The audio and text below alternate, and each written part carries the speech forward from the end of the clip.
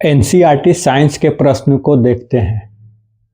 हमारा पहला प्रश्न है, सही कूट को चुने। सही कूट को चुने और एक कूट में है, पहला है ए, किसी पदार्थ के एक मोल में कणों की संख्या अनिश्चित होती है। पहला क्या है, किसी पदार्थ के एक मोल में कणों की संख्या अनिश्चित होती है, यह पहला है।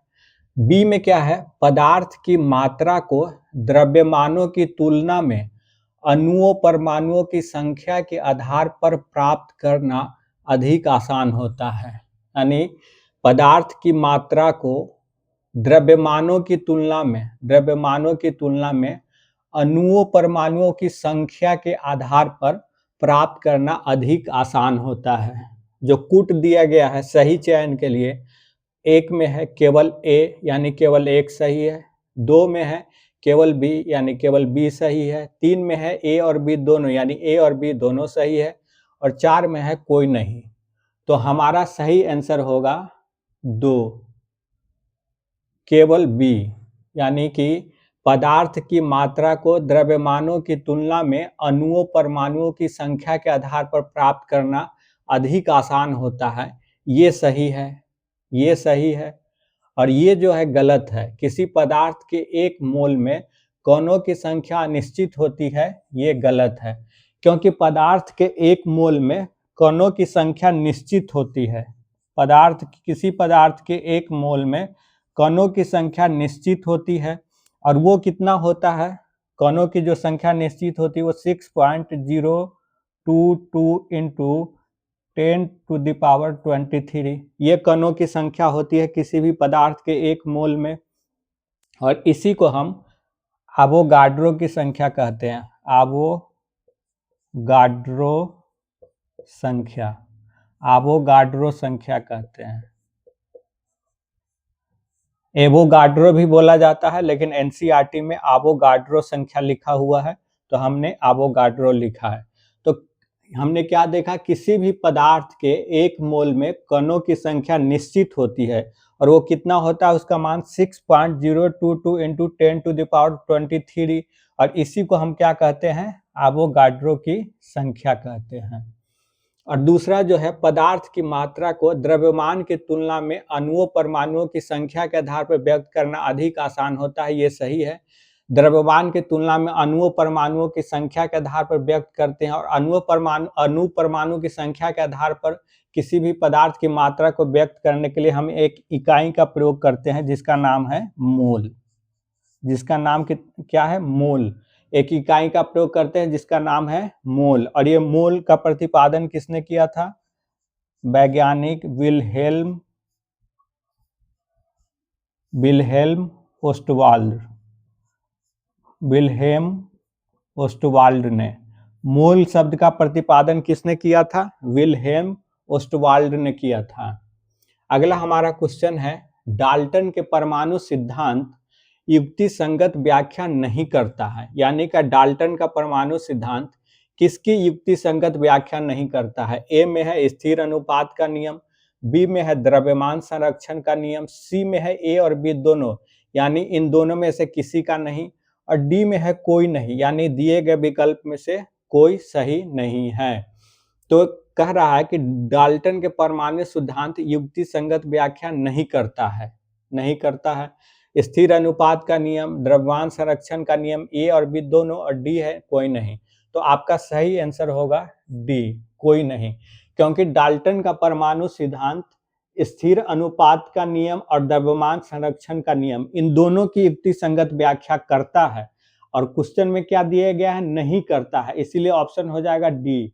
और इसका सही आंसर क्या है कि डाल्टन का परमाणु सिद्धांत जो है वो स्थिर अनुपात के नियम की और द्रव्यमान संरक्षण के नियम की युक्ति संगत व्याख्या करता है। और स्थिर अनुपात का नियम क्या कहता है, पहले के क्लास में आपको बताया गया है। द्रव्यमान संरक्षण का नियम क्या है, यह भी आपको पहले के क्लास में बताया गया है। तो हम आगे देखते हैं। अगला क्वेश्चन है, परमाणु के भीतर इलेक्ट्रॉन और प्रोटॉन की संरचना की जानकारी सर्वप्रथम किसने दी। यानी परमाणु के भीतर जो इलेक्ट्रॉन और प्रोटॉन व्यवस्थित होता है वो किस रूप में व्यवस्थित होता है, इसकी जानकारी सर्वप्रथम किसने दी? हमारे सामने विकल्प है डाल्टन, रदरफोर्ड, जे टॉमसन, इनमें से कोई नहीं। तो हमारा सही आंसर होगा जे टॉमसन।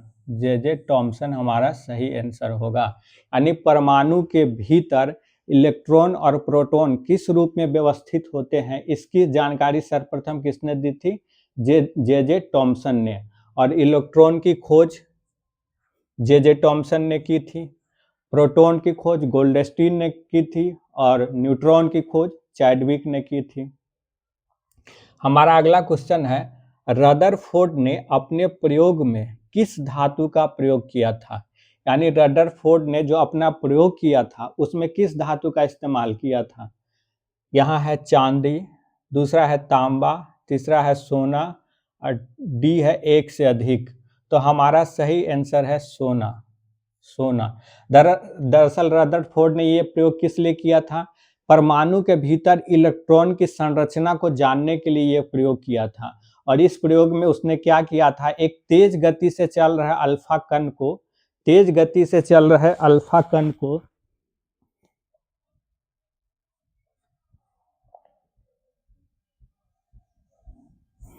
तेज गति से चल रहे अल्फा कण को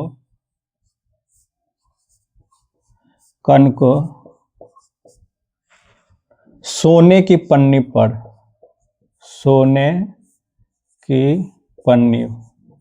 पर टकराया था, सोने की पन्नी पर टकराया था।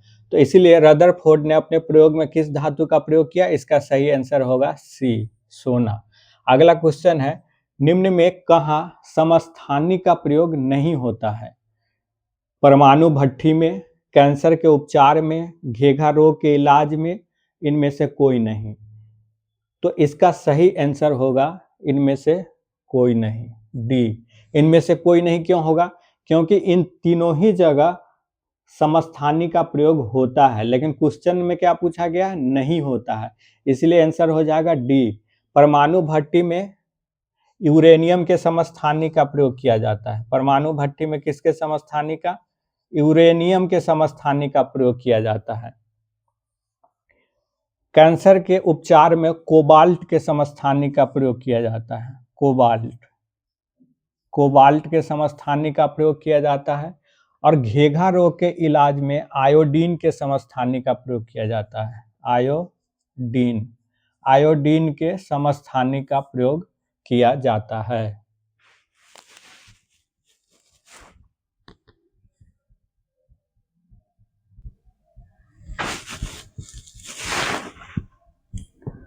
हमारा क्वेश्चन संख्या 6 है, सभी कोशिकाएं अपने पूर्ववर्ती कोशिकाओं से बनती है, यह विचार किसने दिया? यानी कि सभी कोशिकाएं अपने पूर्ववर्ती को अपने से पहले की कोशिकाओं से ही बनी होती है, यह विचार किसने दिया? सर्वप्रथम हमारे सामने विकल्प है रॉबर्ट हुक, ल्यूवेनहॉक, टी स्वान और बिरचो। तो आपका सही आंसर होगा बिरचो। इसी ने कोशिका विभाजन के विचार को सामने रखा था। बिरचो ने ही कोशिका विभाजन के विचार को सामने रखा, और उसने क्या कहा कि सभी कोशिकाएं अपने पूर्ववर्ती कोशिकाओं से बनी हुई होती है, यही कोशिका विभाजन है।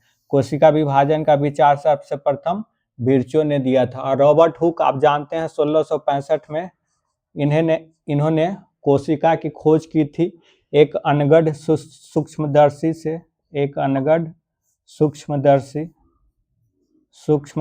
से, अनगढ़ यानी पारंपरिक, वो एकदम शुरू के दौर का सूक्ष्मदर्शी था जो बहुत ज़्यादा व्यवस्थित नहीं था। और आगे चल के 1674 में 1674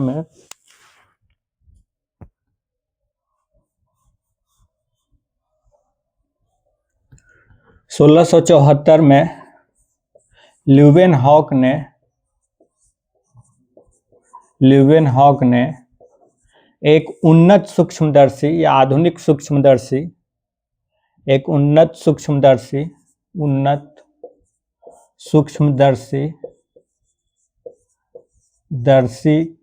एक उन्नत सूक्ष्मदर्शी की सहायता से तालाब के जल में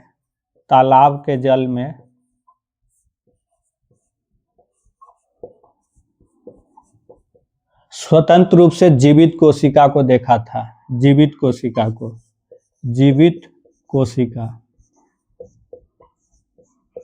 स्वतंत्र रूप से जीवित कोशिका को देखा था। तो रॉबर्ट हुक ने सबसे पहले 1665 में एक अनगढ़ सूक्ष्मदर्शी से कोशिका की खोज की थी, लेकिन 1674 में लीeuwenhoek ने एक उन्नत सूक्ष्मदर्शी से तालाब के जल में स्वतंत्र रूप से जीवित कोशिका को देखा था। टी स्वान, आप जानते हैं कि स्लाइडेन और स्वान ने कोशिका सिद्धांत का प्रतिपादन किया था। हमारा अगला क्वेश्चन है, सही कूट को चुने। ए में है, एक कोशिकीय जीवों में श्रम विभाजन नहीं होता है। बी है, श्रम विभाजन केवल बहुकोशिकीय जीवों के लक्षण है। कूट है, एक में है केवल एक सही, 2 में है केवल बी सही, 3 में है ए और बी दोनों सही और 4 में है कोई नहीं। तो आपका सही आंसर होगा 4, इनमें से कोई नहीं, दोनों में से कोई भी सही नहीं है। एक कोशिकीय जीवों में भी श्रम विभाजन होता है, एक कोशिकीय जीवों में भी श्रम विभाजन होता है। यहाँ लिखा नहीं होता, इसलिए गलत हो जाएगा। श्रम विभाजन केवल बहुकोशिकीय जीवों के लक्षण है, ऐसा भी नहीं है।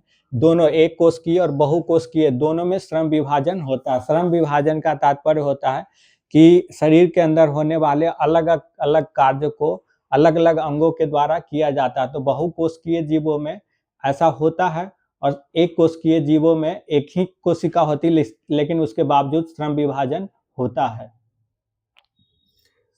आगे है, CO2 और ऑक्सीजन यानी कार्बन डाइऑक्साइड और ऑक्सीजन जैसे पदार्थ किस प्रक्रिया से कोशिका झिल्ली के आर पार होते हैं। यानी कि कार्बन डाइऑक्साइड और ऑक्सीजन किस प्रक्रिया से कोशिका झिल्ली के आर पार आते जाते हैं। हमारा पहला विकल्प है अवशोषण, दूसरा है विसरण, तीसरा है परासरण और चौथा है एक से अधिक। तो हमारा सही आंसर होगा विसरण।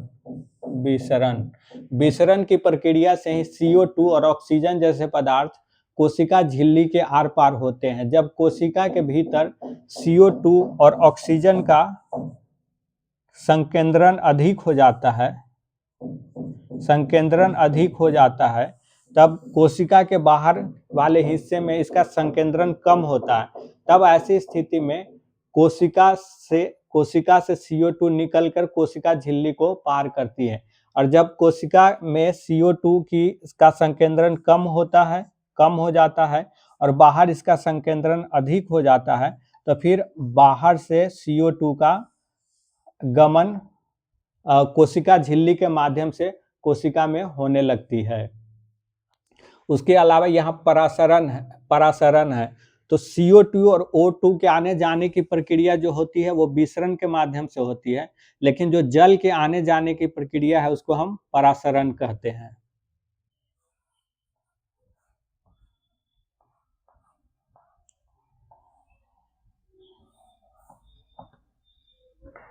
अगला है, सेल्यूलोज पौधों को मदद करता है। यानी सेल्यूलोज जिससे कोशिका भित्ति बना होता है, तो यह है कि सेल्यूलोज पौधों को मदद करता है। किस चीज में मदद करता है?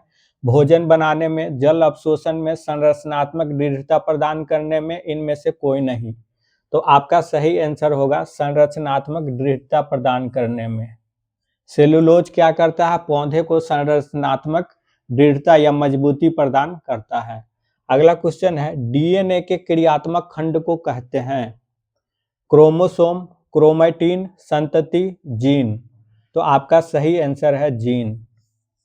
DNA के क्रियात्मक खंड को जीन कहते हैं।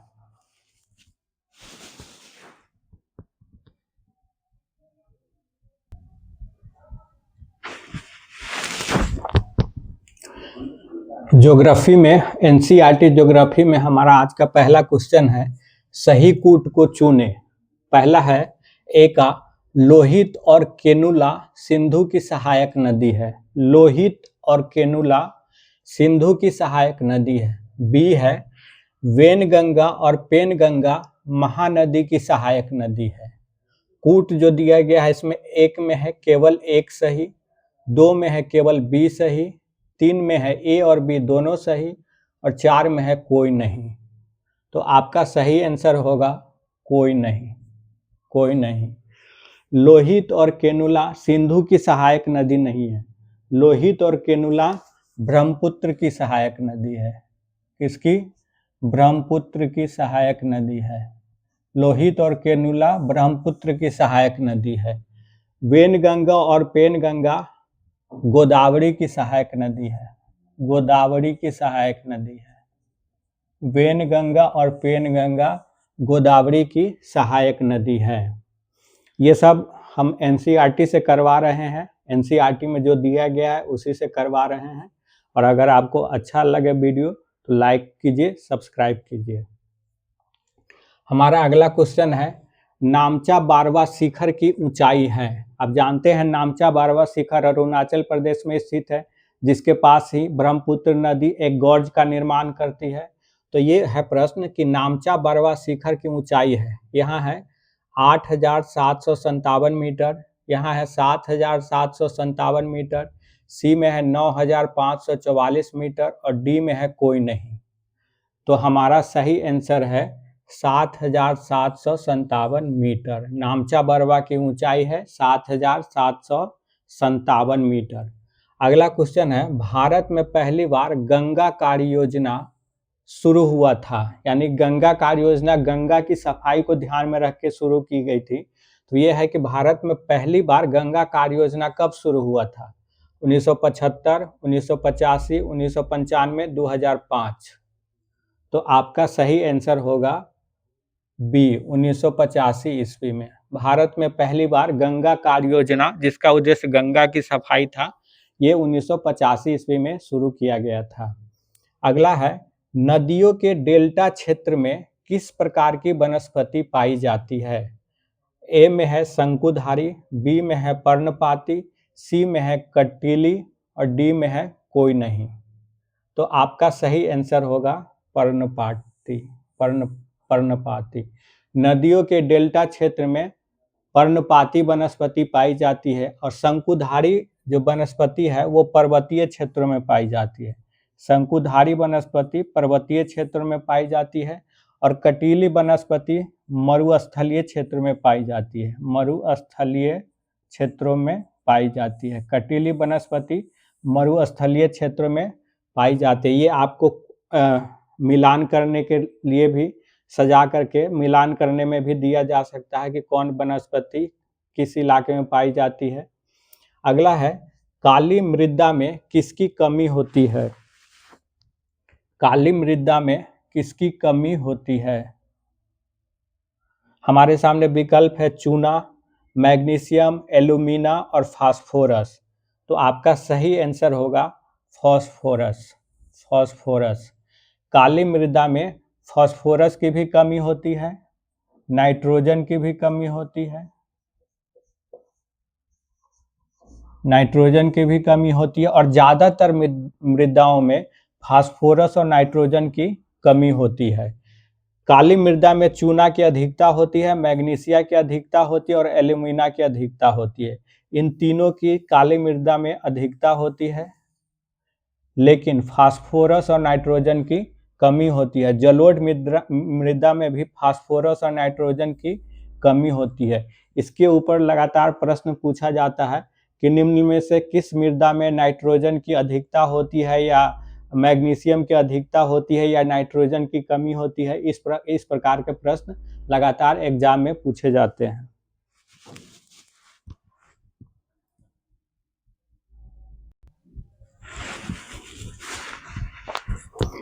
प्रश्न संख्या 6 है, बॉक्साइट मुख्य रूप से पाया जाता है धारवाड़ निक्षेप में, टर्शियरी निक्षेप में, दोनों में, कोई नहीं। तो इसका आपका सही आंसर होगा टर्शियरी निक्षेप में। टर्शियरी निक्षेप में बॉक्साइट मुख्य रूप से कहाँ पाया जाता है? टर्शियरी निक्षेप में। अगला है, मध्य प्रदेश का बालाघाट, मध्य प्रदेश का बालाघाट किस खनिज के लिए प्रसिद्ध है?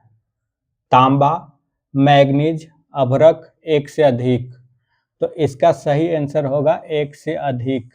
मध्य प्रदेश का बालाघाट तांबा और मैंगनीज के लिए प्रसिद्ध है। मध्य प्रदेश का बालाघाट तांबा और मैंगनीज के लिए प्रसिद्ध है। 8वां है, भारत का सबसे महत्वपूर्ण गोंडवाना कोयला क्षेत्र। भारत का जो सबसे महत्वपूर्ण कोयला क्षेत्र है वह है गोंडवाना कोयला क्षेत्र। यह गोंडवाना कोयला क्षेत्र कहाँ स्थित है? दामोदर नदी घाटी में, महानदी घाटी में, गोदावरी नदी घाटी में और सोन घाटी में। तो आपका सही आंसर होगा दामोदर नदी घाटी में। भारत का सबसे महत्वपूर्ण गोंडवाना कोयला क्षेत्र दामोदर नदी घाटी में स्थित है। अगला है, इंदिरा गांधी नहर को पहले किस नाम से जाना जाता था? विकल्प है पंजाब नहर, राजस्थान नहर, हरियाणा नहर, इनमें से कोई नहीं। तो आपका सही आंसर होगा राजस्थान नहर। इंदिरा गांधी नहर को पहले राजस्थान नहर के नाम से जाना जाता था। इंदिरा गांधी नहर पंजाब के हरीके बांध से निकलता है। इंदिरा गांधी नहर कहाँ से निकलती है? पंजाब के हरीके बांध से निकलता है और ये राजस्थान के मरुस्थलीय क्षेत्र